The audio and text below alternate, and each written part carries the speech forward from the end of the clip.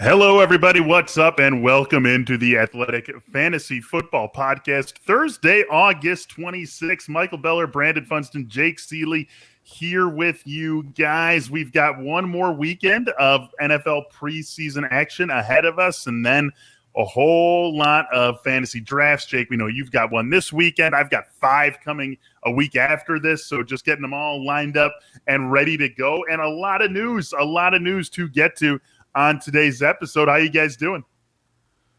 Good. Oh, go ahead, Brandon. I always jump in first. I was waiting for you to for once. No, I'm doing good. Still have my 2 big drafts upcoming and looking forward to them. But yeah, we got some news to talk about today. Just a little bit since Monday, right? Just a few things. A little bit, I would say. There's been some injuries that we haven't gotten a chance to talk to, at least the 3 of us together. There's been a trade that we haven't gotten to talk to, the 3 of us together, and all 3 of those things that are coming immediately to mind for me, really shaking up the RB2 ranks. And so we're going to take a look at that. We're going to take a look at some of the moves. We're going to take a look at the Sony Michel trade. We're going to talk about Travis Etienne being done for the season. We're also going to take a look at some of the quarterback news that we have. Teddy Bridgewater, the starter in Denver. Jameis looking like he's going to be the starter. Jimmy Garoppolo maybe looking like he's going to be the starter. Mac Jones potentially moving ahead of Cam Newton. We're going to talk about all that. We'll also finally, we've talked about it a few times, get to our bounceback players for the 2021 season. Guys, I just want to start right at the top with what I think is the biggest news in the fantasy world. I guess you could say there are 2 stories here that are the biggest news. I'll start with the trade. We'll start with that so that we know the trade. The Rams trade for Sony Michel, and it's very rare, right, you guys, where you have a trade and the player who is traded is the least interesting player for fantasy purposes. And that's what we have here with Sony Michel going to the Rams. He seemingly gums up the works for Darrell Henderson, while also seemingly freeing things up back in New England for Damien Harris. Jake, want to start with you. You've been very bullish on Darrell Henderson ever since the Cam Akers injury. Does this change at all your outlook for Darrell Henderson? Slightly, and heads up, I'm going to have the same answer when we get to Damien Harris, but it's slightly, mostly because, I still think Henderson's the lead, and I still think the same thing I thought before this is Henderson as the lead is never going to be the bell cow, even a Joe Mixon, that type of stuff. So it was always going to be the 14, 16, maybe a week of 17, 18 touches for Darrell Henderson, mostly because of injuries as well. He hasn't been able to stay up in the NFL, but also his skill set is just not meant for that. And that's not a bad thing, though. I did a show, I forget who I said it to yesterday, but I said, think of Darrell Henderson maybe as in a little fewer Kamara rushing or Kamara receiving and a little bit more rushing than like James White, or a lot more rushing than James White. Like kind of a mix between those two is somewhere around there. The point being around 250 touches. So he's not a 300 touch guy, but that moved him from where I looked at that backfield and said there's nobody that deserves touches besides Henderson to now Sony Michel is going to take some, and especially take some of those more pounding carries. So he went from RB17 to RB21 for me. He's fell 4 spots with the projections. Brandon, let me jump back in really quick on that. Jake, again, you've been really bullish on Henderson. You've been drafting him a lot, I know, in drafts. Moving him from RB17 to RB21, does that change anything in a material way? Are you still drafting him where you've been drafting him? In a material world? Is that where we're living? Are we living in a real world? We can reference songs and then sing them every episode if that's what you want to do. That's 2 in a row. No, I do not want to. That's for sure. So, you know what? It's more for the fact that. Hold on a second. You remember, I gotta have to do this wonderful draft that Scott looped me into, and I didn't even want to take the first pick, and it already screwed up. All right, we'll come back to you. We'll come back to you for a sec, Jake. You can think about if this changes anything in a material way for you with where you are drafting Henderson. Brandon, what does this, if anything, change for you on the LA side of things? It changes it a bit for me, but I was lower on Henderson anyways. I was in the I was like 23 on him. I'm down to like 29-30 on him now. I look at this as Sony Michel. We've seen this story. He's Malcolm Brown now. And this is like early season last year. And if you looked at it, it was a lot of like 14 carries for Henderson, 10 for Brown, kind of a deal, 15 for Henderson, 8, 9 for Brown, could steal some touchdowns. I just think it's it's not a straight platoon, obviously, but I agree. It was probably Henderson 60-40, but yeah, I think we've seen this show, and it's Sony Michel playing the Malcolm Brown role.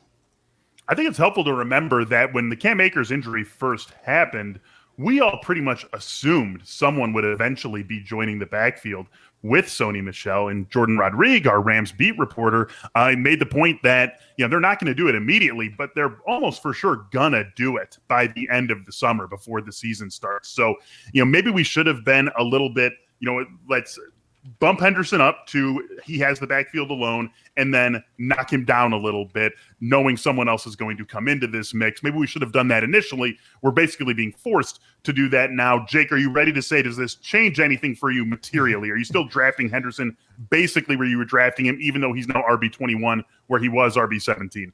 Yeah, so for everybody out there, this is Superflex Draft. If you want to go look at Scott Engel's write-up for it, so this is what happens when you have to do these two things at once, and the clock did not let me pick. That's what happened. And for everybody out there, I wanted my pick back, even though it's a mock, because it went Aaron Jones, Devontae Adams. And I'm like, no, I'm not doing Aaron Jones and Devontae Adams the turn. Get the hell out of here. Anyway, no, so what Pat said yesterday, I'm going to steal what he was saying to me when we were talking about the same thing, is sure, Henderson – third round. Same with, I'm trying to think who the other person was that we were talking about. Oh, James Robinson situation, which we'll talk about as well. Third round. It was kind of like, but you don't have to take him there. Jeff Ratcliffe actually said the same thing. It's like, yeah, that's where they're probably going to have to go. And if that's where you want to go, and maybe you went wide receiver to start, but I'd ideally want to get both in the fourth round at this point. So I'm more of the fact that I haven't had a lot of them. As much as you said, I love Henderson and I love James Robinson now where he is when we get to him. I haven't got much because in the third round, I'm usually the person that started running back. So by that point, I'm usually getting still a tier 1 wide receiver. Does this do anything for either of you with respect to Damien Harris? Are you bumping Damien Harris up in a material way? Yes, but again, not much. Sorry, Brandon. Is yes, but not much material? Well, because I don't know. That depends on your definition of material. But I was saying not much because I was, and I'm not the only one. So I was saying I was one of the people who was already highest on Damien Harris. Actually, a lot of people, including Rick Wolf, was mocking me about how high I was on Damien Harris, and he was already RB26, just outside of the RB2 tier. And he moved up into RB23, so now he's inside of it. You could argue that's too low, but I think Stevenson just takes Michel's job. And then J.J. Taylor is kind of a threat to James White. That's why I have 0 James White this year. I think people are overlooking. But really, the spillover went from Michel to a little bit Damien Harris, a decent chunk to Stevenson just replacing him, and then just a spit to J.J. Taylor. Yeah, I think you're right about Stevenson. I think Stevenson's looked so good that emboldened them to make the trade and go ahead and give up Sony Michel, knowing that they feel like they got a pretty good guy behind Harris still. I will say I'm at 23 on Harris as well, and part of my ranking on that is hedging a little bit with the whole Cam Newton situation. And we've talked about this before. If Cam Newton's still the quarterback and has most of the majority of the starts this year, that caps Damien Harris's touchdown upside. But him being out and it being there's not a huge appreciable gap, seemingly between the two, and him being out, if that allows Mac Jones to move ahead of him, that's a boon for Damien Harris, absolutely. Definitely looks like that, and that's something we'll talk about a little bit later as well. If Mac Jones is indeed moving in front, what's up, Jake? I was gonna say I think it's a net neutral, honestly, because I think Cam Newton just Jones and Cam. Yeah, for mostly the offense, basically everybody, in my opinion. Like, I think you take Cam out and put Mac in, okay, you get a few more dump-offs for Damien Harris, but that's not his game. And no, I'm talking about goal line. The fact I know, that's where I was going. And then so you can get a few more rushing touchdowns that aren't stolen by Cam, but on the flip side, I would say his yards per attempt and his ability to get more space, as we see with the Ravens year after year after year. If Cam's out there, I think that actually improves Damien Harris's efficiency, knocks down the touchdowns. Mackin, less efficiency, better touchdowns, and that's where I think it just kind of evens out, honestly. Well, I would just say that Belichick's done a pretty good job of running backfields, even with the statuesque Tom Brady. They've been perennially, good at running the football, and they have a good offensive line.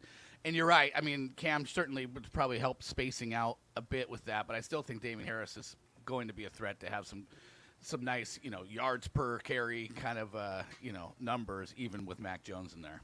Sure. Let's loop the third running back into this discussion because with Travis Etienne out for the season, the shakeup in the RB2 class continues. We have Darrell Henderson there. We have Damien Harris there. And now we have James Robinson there in a big way. And maybe some people want to push him up even higher than this with Etienne done for the season. James Robinson was the RB7 last year on a 1-15 team. And some of that can be explained by Christian McCaffrey was out for the entire season. Saquon Barkley was out for the entire season. Joe Mixon missed 10 games. Austin Eckler missed half the season. But James Robinson had a hell of a year in 2020, and now he is back in what seems to be a similar role, if not exactly the same role he had last season. Carlos Hyde maybe mucks things up a little bit more than anyone else did for him a year ago. Brandon, what have you done with James Robinson since the news on Travis Etienne? Yeah, I moved him just up to the border of the RB1 class. I think I'm RB13 on him, and a lot of it's there was some attrition with who interesting did you jump him ahead of? J.K. Dobbins, who I love. So he's the one spot ahead of J.K. Dobbins. Chris Carson, my guy in Seattle, he's like a couple spots ahead of him. But yeah, I mean, you mentioned it. Like, you would almost say, oh, it's just business as usual for James Robinson, except for, you know what? There are going to be all those other running backs back in the mix. It's going to be harder for him to get into the RB1 class for that reason. New coaching system. Also, I don't think he's a huge threat, but Carlos Hyde is a better backup than anything they had last year. I mean, Devine Zigbo and Raquel Armstead and those guys, those stiffs. Yeah. I mean, and then there's a little bit of history. I think there's a little bit more Carlos Hyde this year than anything we saw from any of the backups last year. For all those reasons, I can't move him up into the RB1 class, but I'm close. You got to be one of the higher people on him. Most of the places I've seen people putting him is, more like the RB 18-19 range, rubbing elbows with someone else who we could be talking about, DeAndre Swift and guys like that. So I think you're higher than most. How about you, Jake? Where are you at on James Robinson now that Etienne's done for the year? Yeah, I'm offended because I was one of the first people on James Robinson after Emery Hunt told me to go watch the film. Kudos to Emery Hunt. Emery was the king of the first of ever on that. So I admittedly he made me go. That's like one of the ones that's like easily definable too. I remember Emery last July or something telling us not to ignore I think even James the first Robinson time I wrote it up, I said I kudos to him because I'm glad he opened my eyes to go watching more James Robinson. But I was doing this, so I was doing another pod at the time the news broke, and I looked down my rankings and I said I feel like he's going to be RB15 for me. And then I updated my projections, and that's exactly where he fell in the projections too, which is kind of weird because I told you, like, I have two sets of rankings. I have my projections rankings, and then I have my rankings, which, adjust a little bit. There's some decent movers, especially once you get down to the 40s and 50s at wide receiver. But it comes down to, you mentioned it was top 10 running back last year. He's top 10 running back 70+% of the field all the time. And that's my biggest thing of why he's not there is because I trust James Robinson explicitly. I do not trust Urban Meyer. Urban Meyer took a running back in the first round. Urban Meyer brought in Carlos Hyde. Urban Meyer, I don't think is necessarily done addressing this backfield now that this happened, whether Tavon Austin is a thing again, because he makes him a thing. Chenault gets more run out of the backfield. They bring somebody else in. I see people talking Duke Johnson still hanging out there. And that's my concern. But the good thing that I did say flip side of why he's 15, but again, like I said, Ratcliffe said, you don't have to take him there. If you don't want to take him in the middle of the third round, just don't take him. Take a wide receiver. Take a top 10 wide receiver going at that pick. But the downside is that even I conservatively gave him 58% of the rushing instead of 70 and chipping it in the passing game, and that still checks him in his RB15. So I feel like there's still upside from them, but the offense and Urban Meyer do worry me. I think of anybody in that RB13 to 20 range, he has the lowest floor. Like, this could go sideways really fast. Last year, he had 49. I'm officially RB14, by the way. What did you just do, or did you have it wrong in the first place? I had it wrong. I had Joe Mixon. I have Joe Mixon at 13, Robinson at 14, and Dobbins so at 15. I'm looking at mine. Dobbins, you said? Dobbins at 15, yeah. That was gonna be my guess. Looking at my rankings, who's in front of him, I have Dobbins, and I was gonna say you probably have Dobbins behind him. Yeah. Last year, James Robinson. I love Dobbins. You could argue that either way for sure, Obviously and obviously Why do you hate pretty him? much argue any one player ahead and just behind anyway. Last year, James Robinson had 49 catches on 60 targets for 344 yards, scored 3 times through the air. If they don't make a move to address this situation in terms of like a Duke Johnson, especially someone like that. And if they just go in with the backfield exactly as constructed, can he do that again? I know he did that in 14 games. Can he do that same sort of per game numbers? What's that, like 3.5 catches per game on You're talking Robinson, right? Targets per game? Yeah, I'm talking Robinson. That he can do it again. Okay, I just wanted to clear because I thought maybe you were saying if Duke Johnson did come in, no. do Duke again. That's what I was like. I was like, just to clarify. That's the thing. I think he can, the player.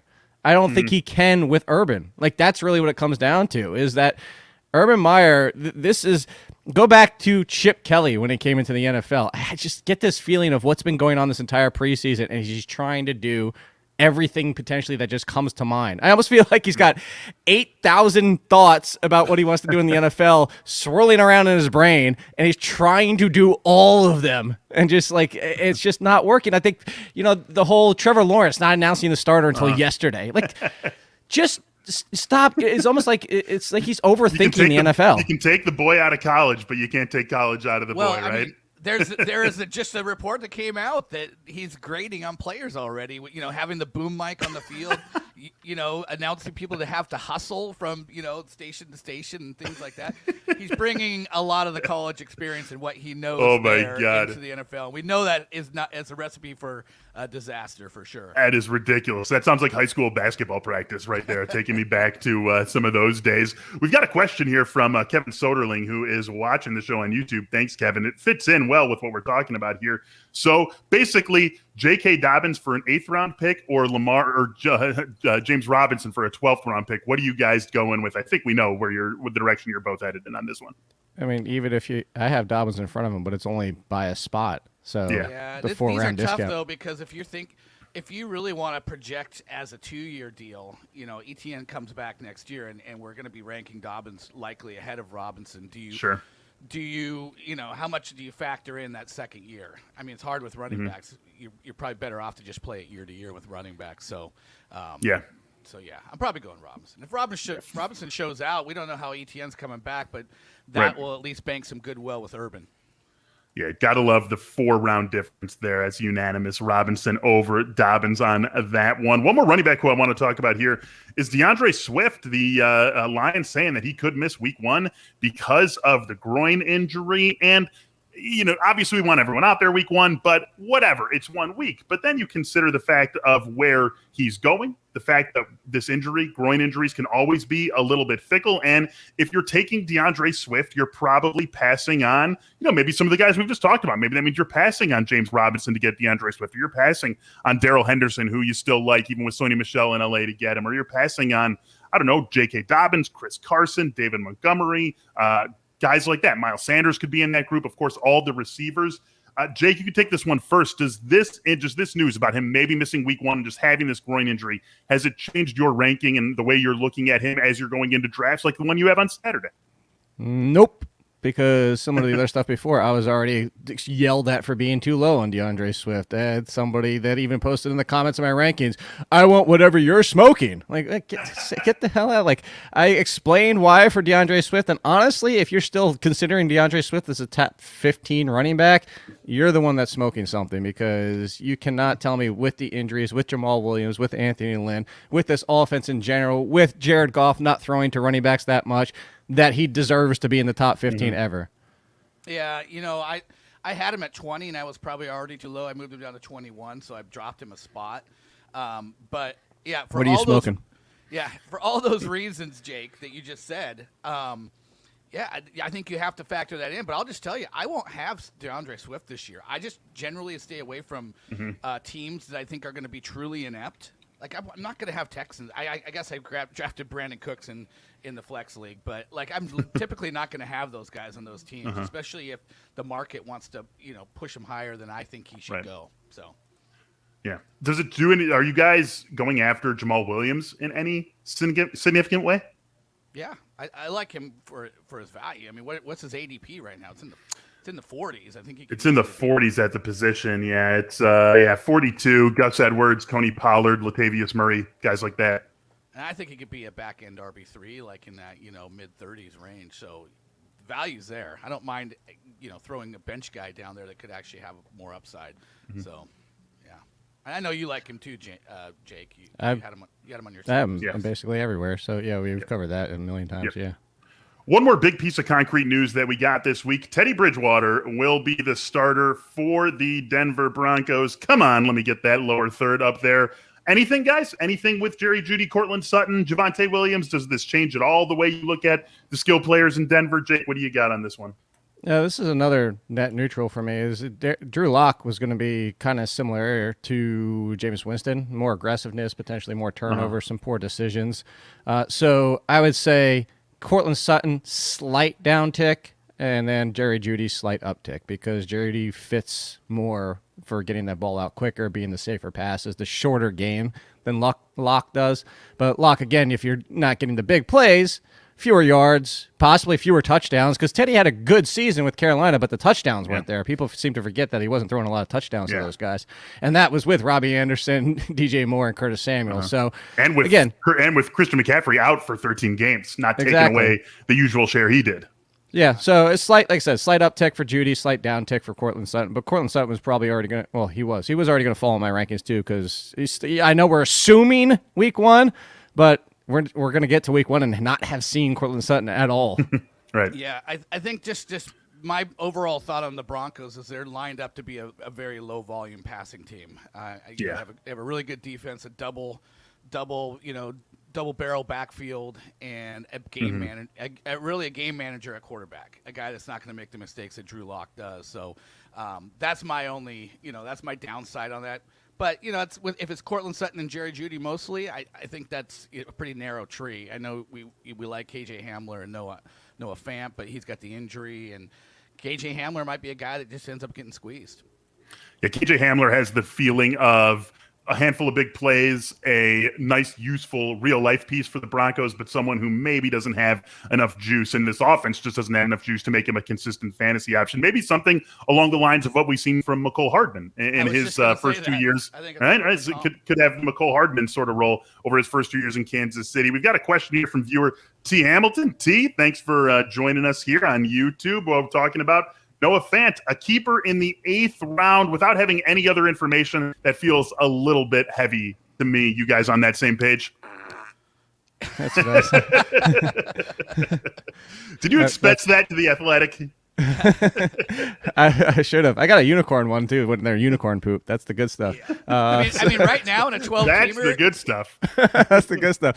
It's just I was kind of all Fant in general, whether it was Teddy or Lock, because if Sutton is back, this is a run-heavy offense, and in run-heavy offenses, I don't want the third option unless you're a top-end offense, and they're not a top-end offense, whether it was going to be Lock or Bridgewater. So I didn't want the third option, and if the third option, and I say that to even say this, if Fant was outplaying Jerry Jeudy, and Jerry Jeudy looked like he was going to be the third option, I'd just be like, forget it, I'll just draft somebody with more upside like Hardman, the third option, in a much better offense. So that's what it comes down to Fant. I don't have any Fant, and I don't really want any Fant.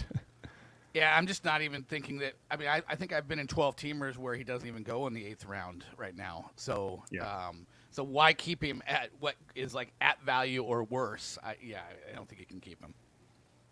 Moving on from some of the concrete news to some of the more speculative things in a second here. But first, there we go.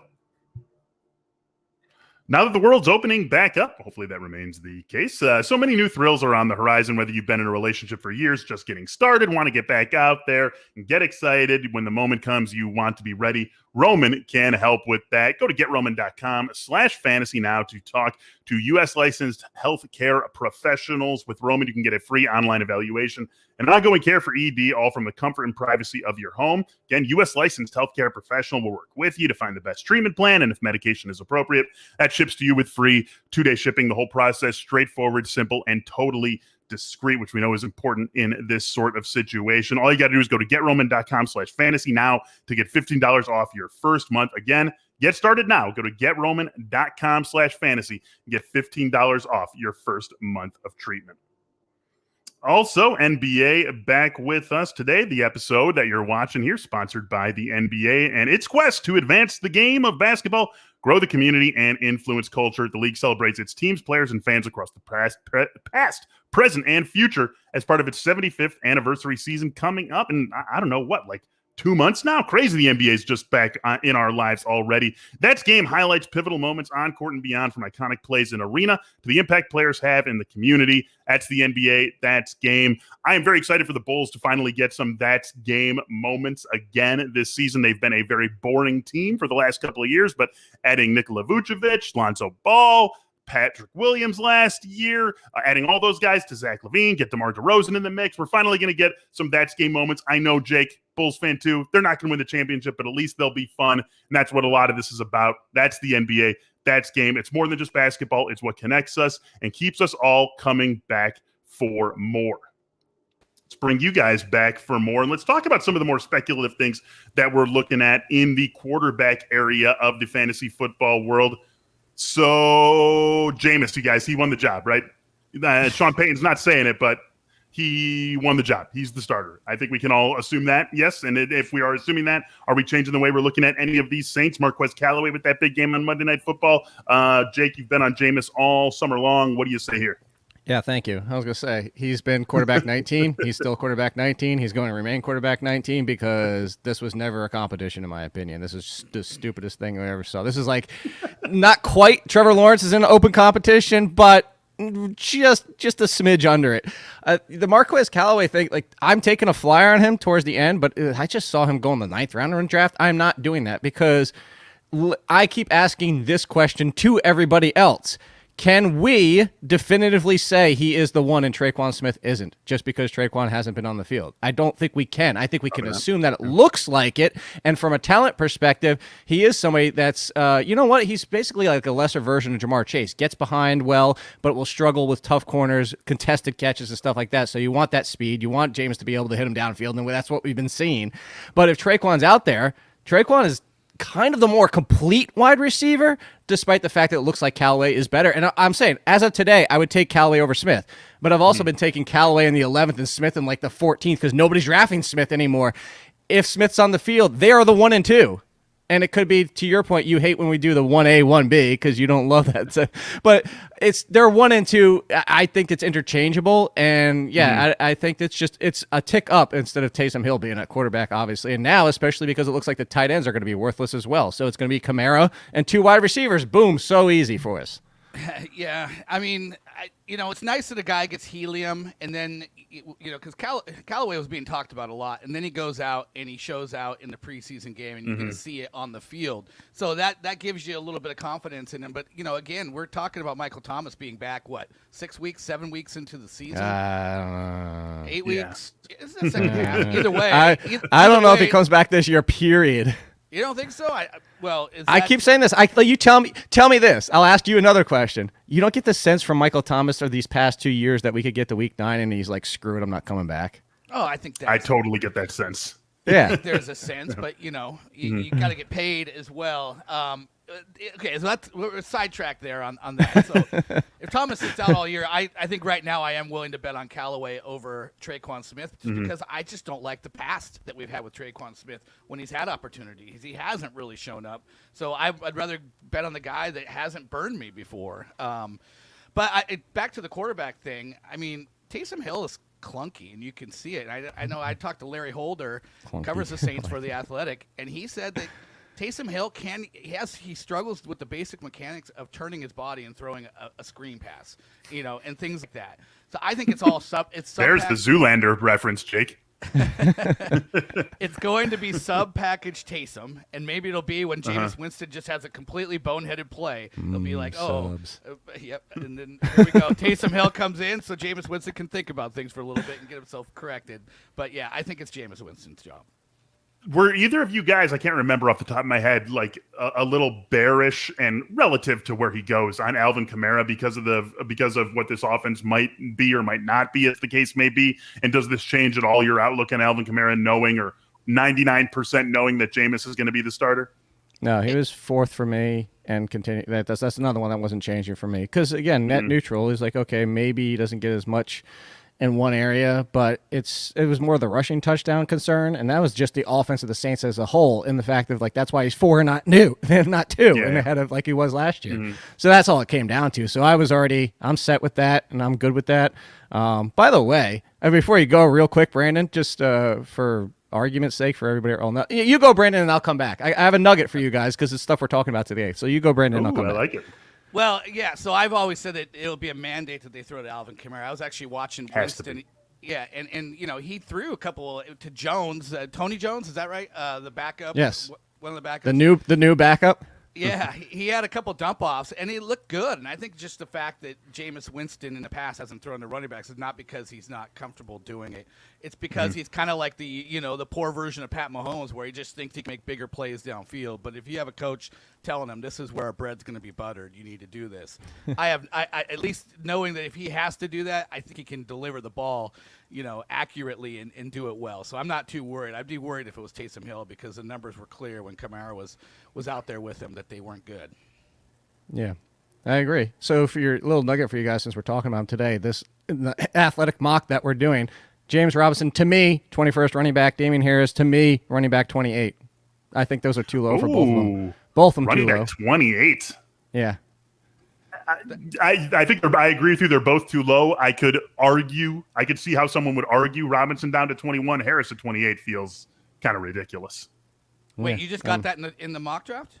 Yeah, we're at the Superflex mock that we'll see up on the site soon. Yeah, that's what I got. See it up on the site soon, Jake. You should propose right now, like a $500 buy-in, and play it out. I mean, honestly, and that's with sandwiching Burrow and Tua as my quarterbacks at the 3-4 turn, and that Adams and Zeke were my first 2 picks. I am winning this mock draft hands down, no question about it. Crushing it.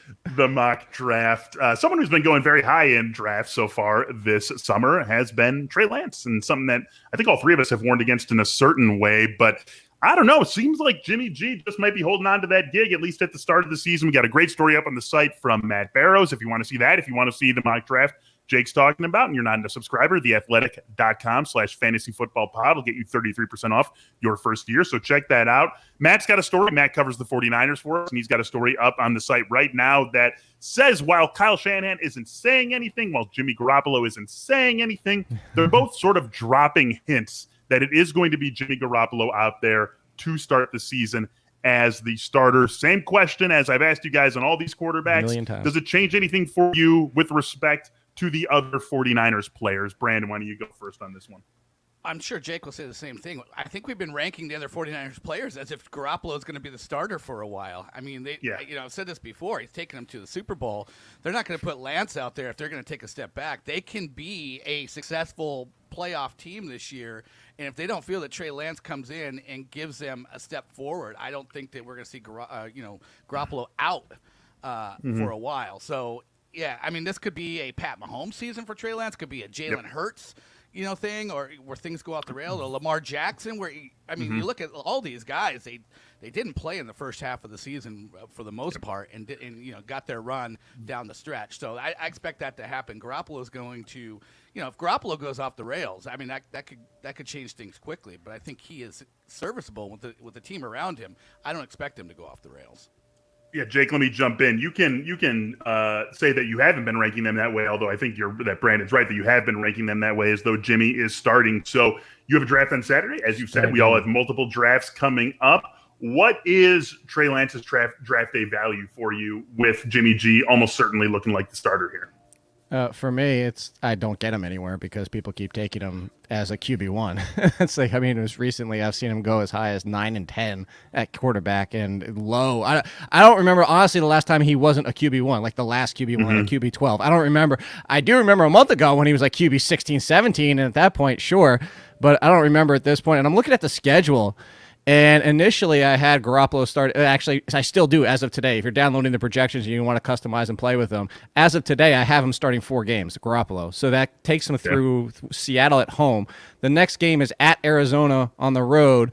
But maybe I should look more, like check the schedule, because week 6 is the bye and then home to Indianapolis. So that doesn't even necessarily make a whole lot of NFL sense from what we've seen.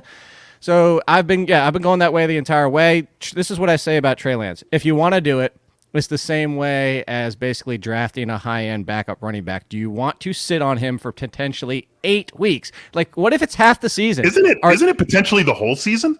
Oh, of course. But I'm telling you, like, a reasonable, like, let's cut the difference. Like, we don't think, sure. We don't think it's week 2. We don't think it should, it likely won't be the entire season unless they're in contention and Garoppolo is just playing serviceable, as Brandon mentioned.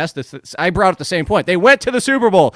We've had Trent Dilfer win Super Bowls. You can do it with mediocre quarterbacks. They should have won the Super Bowl. That is true. So, I look at that and I say, I don't expect Lance to be thrown in there unless Garoppolo looks awful, which isn't out of the question, but he's been very serviceable. So again, it comes down to you. And for me to draft a quarterback that's going to sit on my bench for weeks at a time, and what I have to invest to take said player, I have zero Trey Lance, and I won't have Trey Lance. It's funny. I think from what I've seen so far, CeeDee Lamb and Trey Lance are the two guys that you could take first overall in your draft, and most of the draft room would be like, "Ooh, nice pick. Oh, I like that." Like no one wants to be out on these guys this year. I think there's this feeling of inevitability that they're going to be great, at some point, and no one wants to be the guy that's poo-pooing it. So I work poo-pooing into the podcast a lot, I think. Yeah. Well, it's 8:30 in the morning where you are, so that makes some. And you're drinking coffee. That makes some sense for sure. Definitely there's some 2017 Chiefs vibes to this team. If anyone's got the 2017 Chiefs vibes of contending team with a clear quarterback of the future, but a good enough quarterback right now, it certainly is the San Francisco 49ers. One more quarterback situation I want to get to really quick. We referenced it a little earlier. Mac Jones, I don't know, momentum seems to be building. This is partially anecdotal, partially the fact that Cam has missed so much of the summer, but momentum seems to be building toward Mac Jones being the starter in New England. Going to put it to you again, guys. Does that change anything for you? Does it change anything for Jacoby Myers? Does it change anything for any of those other receivers if Mac Jones indeed is the starter for this team week 1 rather than Cam Newton? Jake, take it away. Barely. Look, I know Mac Jones looks great, but this is the Mac Jones who we expected is the supremely accurate, keeps things rolling, but also doesn't really have that aggressiveness. But at the same time, even if he did, the reason where I say not much is because their skill, basically their receivers, aren't really built for like the Saints anyway. It's a lot of underneath, get open over the middle, exploit zone type of wide receivers, especially with N'Keal Harry not becoming what anybody thought he could potentially be and be that all-around outside wide receiver. So you have a bunch of guys, similar styles with the tight ends, assuming Jono is ready to roll. Hunter Henry sounds like he's going to miss a couple weeks, but it's very accurate, and so that's good. But, of course, whether you go by air yards or ADOT or whatever it might be, that's the offset, is you're going to lose some of the aggressiveness. But, I think it's a little bit of a tick up just because Cam doesn't throw that much in general. So you're not going to have Cam running for 50 yards a game. It's all going to be on Mac Jones' arm. So it's a slight tick up, but it's not a huge boost. The only receiver I was drafting, the only receiver I'm still drafting, is the much underrated, unheralded Jacoby Myers.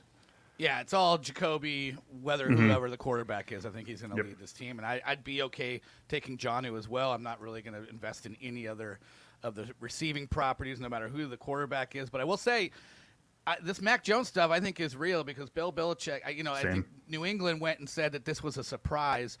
But if you think about it, when is Bill Belichick ever surprised by anything? He's one of the most prepared head coaches in the league. And I think if the threat of Cam having to take 5 days off in the season as well, is maybe something Bill Belichick's projecting ahead, saying that's not a headache that I'm willing to take on. Especially, just not going to deal with it. Yeah, especially when I said earlier, he may not see there being much of a disparity in talent between the two, or that the team is going to be drastically worse or better with whoever the quarterback is. So to me, I think it might have solidified Mac Jones as being our week 1 starter.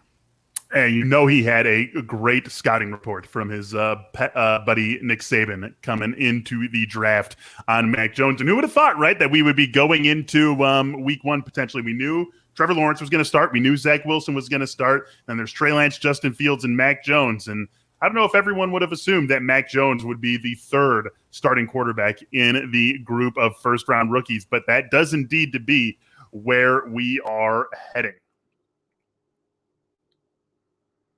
Fantasy football season is back, and while we're all focused on building the strongest roster possible, don't forget about your full roster of body parts as well. Join the 2 million men worldwide who trust Manscaped and get ready for kickoff by going to manscaped.com for 20% off and free shipping with the code AthleticFF. Right now, you can get the Performance Package 4.0, includes the Lawnmower 4.0, fourth generation trimmer. It's super safe. It's got an LED spotlight on it. It's waterproof. It's basically everything you want in a trimmer. The package also comes with the Weed Whacker ear and nose hair trimmer, trademark crop preserver and crop reviver, and 2 free gifts, the performance boxer briefs and the shed travel bag. Again, right now you can get 20% off and free shipping with the code AthleticFF at manscaped.com. That's 20% off and free shipping with the code AthleticFF at manscaped.com.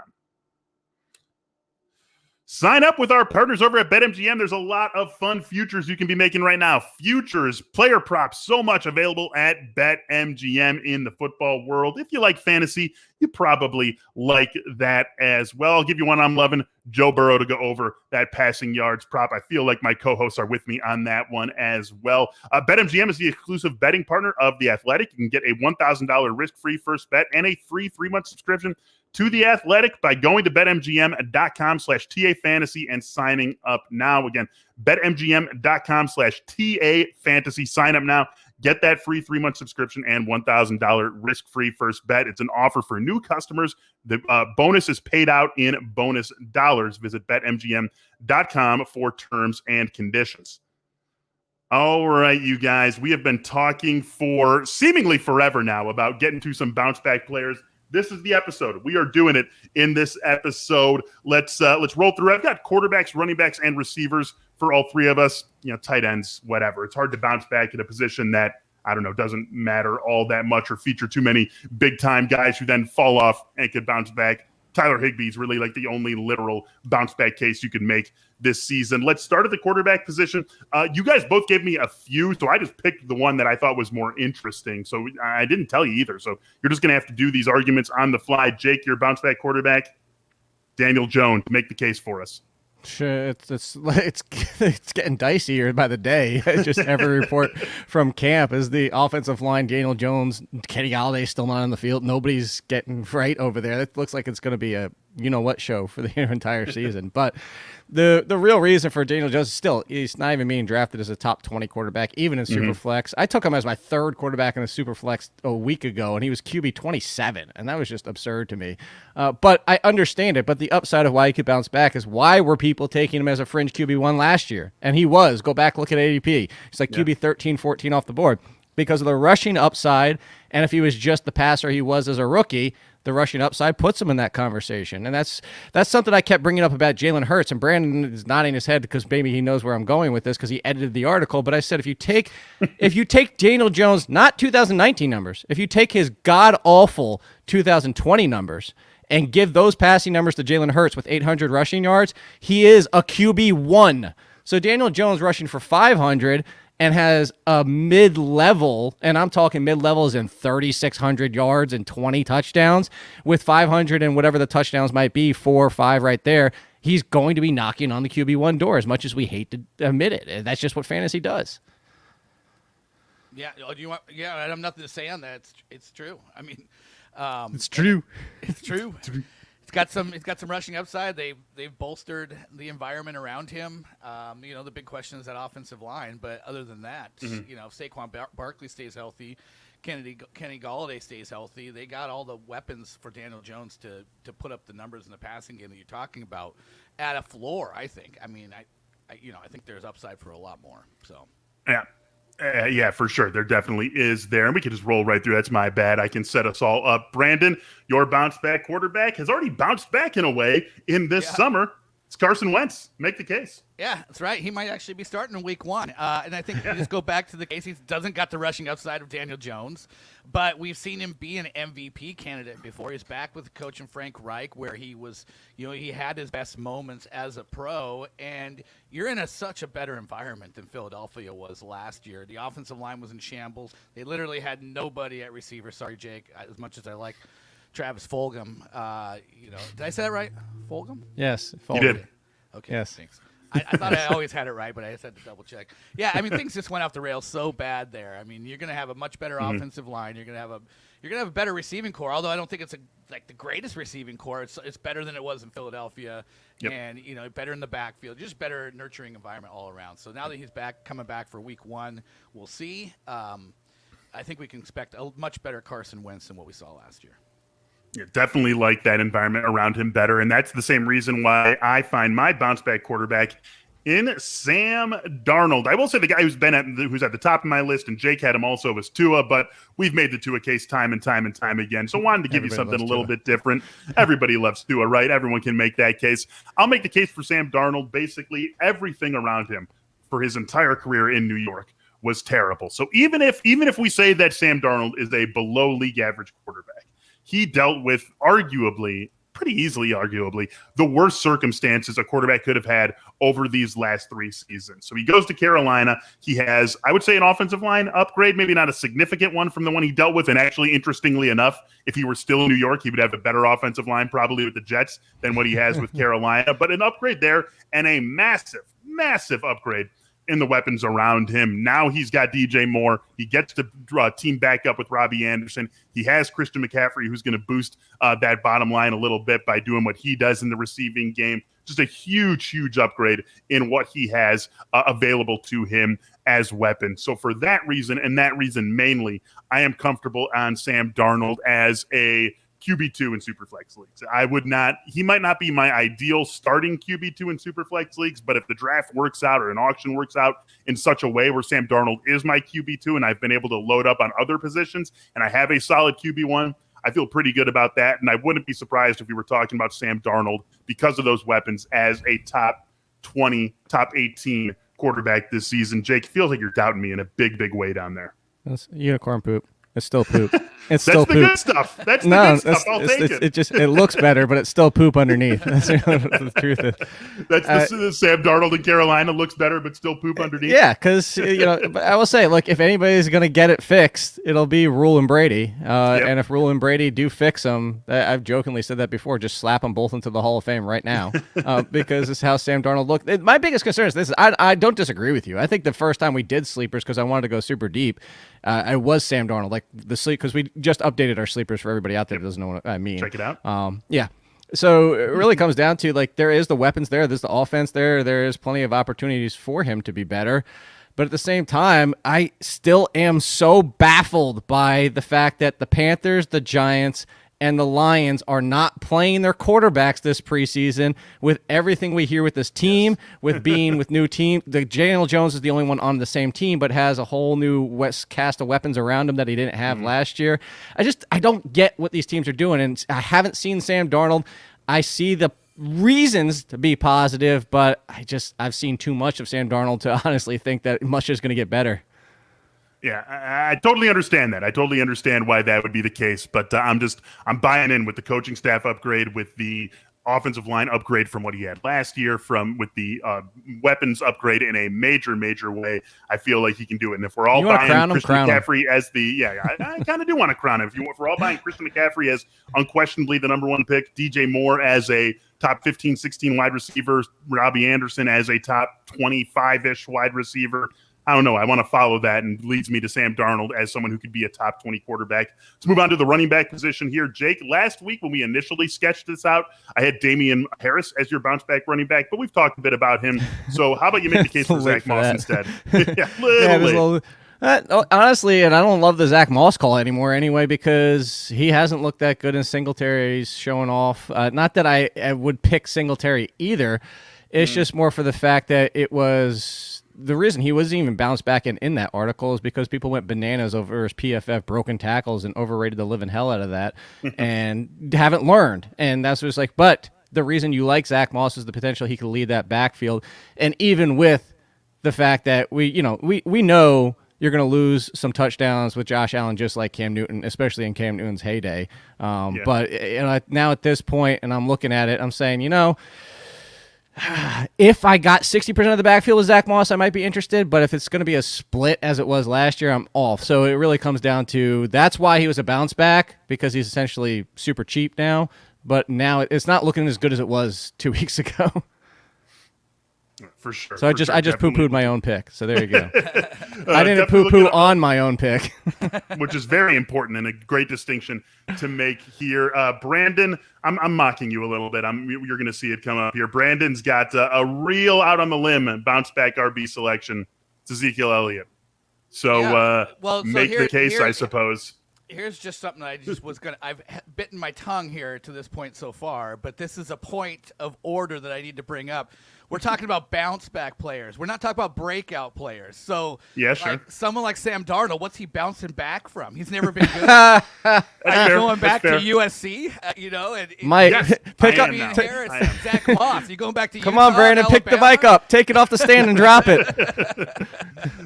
It's a fair point. It's a fair point. My choices at running back point. are like Ezekiel Elliott or like Mark Ingram or the guy that you're going to talk about, James Conner. I think those are all fair because they've actually been good before. They weren't derailed by injury so much last year. They just weren't that great. So I think Ezekiel Elliott, we all know that. He's up to number 3 for some, including myself overall. Me too. Like, I think you look at him as a pre-Dak injury lens, and he's in great shape. Watch Hard Knocks last night. Still feeling good about the way he looks. So, on Ezekiel for a huge bounce back. But that's why I kind of narrowed my field of choices for that reason. Yeah, damn it. I hate losing on semantics, and it's a good point. It's a good point. I am liking James Conner as a bounce back, a case that I've made more than once on this show. I just think he's the guy to have. I think he's the running back that you want in Arizona. Injury stands in his way. Injury is really the only thing that's ever stood in his way. Chase Edmonds has never been granted a role as a primary running back in Arizona, and I just really feel like if it was going to happen for him, it would have happened by now, and they wouldn't always be trying to pair him with someone. They wouldn't always be trying to pair him with Kenyon Drake before this, or Benjamin, or going out and getting James Conner. So I think James Conner is the guy you want. We've seen it from James Conner. We believe in this offensive environment in Arizona. He's not going to own the backfield the way that he did in Pittsburgh, but he can be the primary guy in Arizona. And if he is getting 55% of the running back touches out of that backfield, I feel pretty good about him and where he is going by ADP. Let's take a look over at our wide receivers. Jake, you had a lot of options here. I gave you Henry Ruggs. So make the Henry Ruggs case for us here. I know that you like this one. I do, and I like him more than the one I compared him to is Jalen Reagor, because Jalen Reagor is getting competition from, Quez. Watkins is not going to overtake him. Quez is still the third, but Watkins is starting in the slot, where I wanted to see Reagor be able to play more this year. Now, maybe if they're too wide, they kind of put him more inline slot type of situation. That's potential, but to stick with Henry Ruggs, it's not just the fact of it's the similarities is that forced to play outside when Edwards got hurt. He is more of the Tyreek Hill type of wide receiver. I'm not saying he's Tyreek Hill, but that's the role he should be playing. More of that slot, more of that downfield, more of those seam routes, stuff like that. And you saw flashes of it, but you also saw that Derek Carr wasn't on the same page a lot of times. Some missed throws, just like Darnell Mooney last year from his quarterback play. And that happens with no offseason. And now Brian Edwards and reports on Ruggs both are all glowing this entire time. So much so that John Brown being brought in is just an afterthought who might actually be cut by this team. I still think he ends up there as a veteran presence, but he's third. He's now third, like officially third on that depth chart they're saying, if potentially not lower. So now you get Ruggs as a 1/2 with Edwards and kind of playing that role where he's going to get opened up because you know where he also plays? Similar to the Kelsey and Hill situation, where Waller is going to be doing a ton of damage, and if the defense is paying attention to Waller, Ruggs is going to be making some big plays this year. Yeah, definitely like that. Go ahead, Brandon. I was talking to Vinny Bonsignor, a former colleague of ours, about the Raiders the other day, and was asking, who is the guy that you would lean or bet on between Edwards and Ruggs, and he's like, Gruden's hearing all this stuff about how high they took Ruggs, that they took him ahead of Jerry Jeudy and CeeDee Lamb, who happen to be very buzzy right now, and so he was saying the same thing. It's going to be prove him Ruggs. wrong. Yeah, prove him wrong. When has hubris ever steered anyone wrong?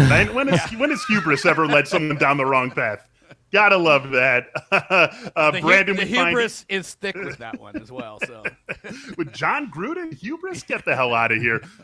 We find your bounce back wide receiver in the same division. Make the Mike Williams bounce back case for us, please. Yeah, I'm just going to stick with it. It's originally when they come out and Joe Lombardi saying he's going to run the Michael Thomas role and have a bigger role than just kind of being the one-trick pony. We've seen him be a 1,000-yard receiver. We've seen him be a 10-touchdown scorer.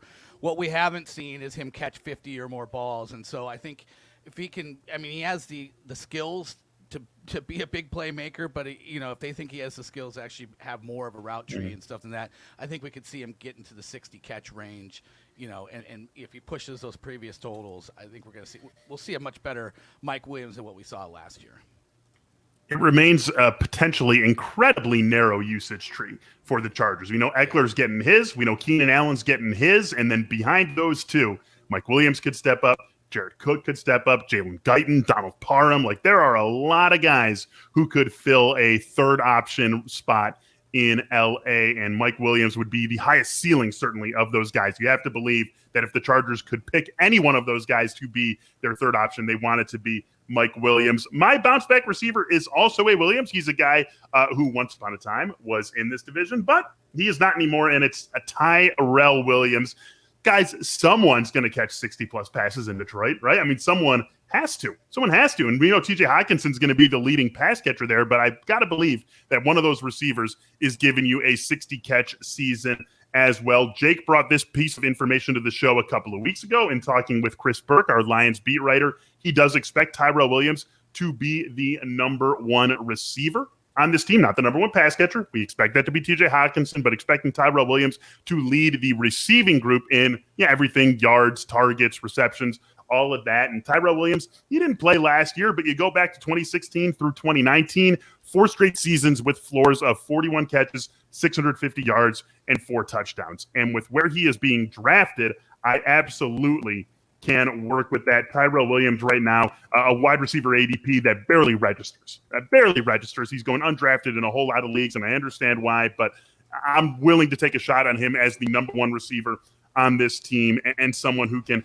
bounce back to those 45, 705 sorts of numbers in a pretty easy fashion this season. Why are you laughing at me, Jake? What's up? I'm not laughing. I'm laughing because, I actually had Chris Burke go through my rankings and projections, and he said that this was a month ago, and he said that I initially had Perriman just over Darrell, and he brought up the case and said Darrell, he has the feeling is going to be the number one with Anthony Lynn. But I'm laughing because I do have a lot of Darrell Williams, and I was chuckling because what was the news yesterday? Darrell Williams is already hurt. That's why I was chuckling. That's why, is because, I think if healthy, sure, but he's already missing practice again, and the season hasn't even started. Hey, before this, though, 16, 16, 16, and 14 games played in 2016 through 2019. I know, but it's once it happened, you know what Darrell Williams is? He's like a broke iPhone screen. Like, you can't, no matter what you do, it's broken now. It's only going to get worse. You can't make it get better. Time to get a new phone.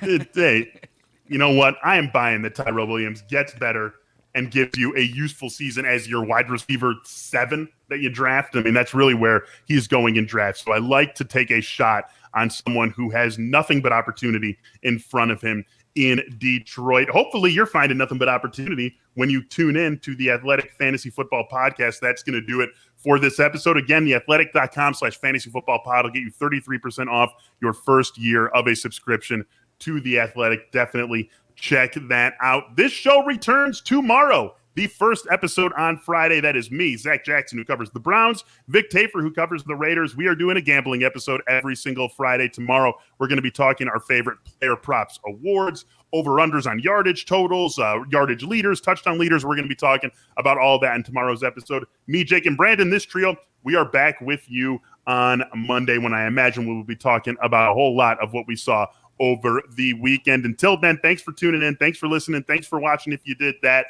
Have a great weekend, and we will talk to you all soon.